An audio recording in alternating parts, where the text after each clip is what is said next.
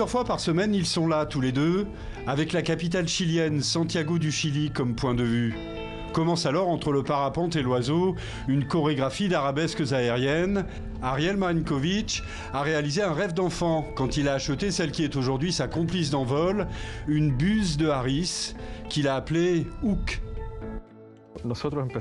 Nous avons commencé à vivre ensemble quand il n'était qu'un oisillon.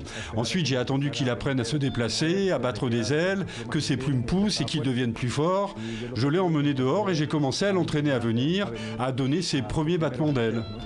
Ariel Marinkovic est un parapentiste photographe professionnel, mais depuis qu'il vole avec la jeune buse, c'est l'oiseau qui lui fait découvrir de nouvelles sensations. Si au début, Hook était quelque peu maladroite, depuis la buse a pris confiance, elle sait utiliser les vents pour planer ou se propulser, et Ariel suit avec sa voile. Quand ils reviennent chez eux dans leur appartement à Santiago, la buse évolue en liberté avec un endroit préféré, l'écran d'ordinateur, d'où elle peut observer Ariel. Ce n'est pas un animal de compagnie.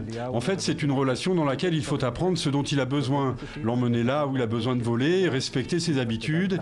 Il doit chasser, il doit voler. Et s'il ne veut pas voler, vous ne pouvez pas le forcer. Et vous devez le laisser se reposer.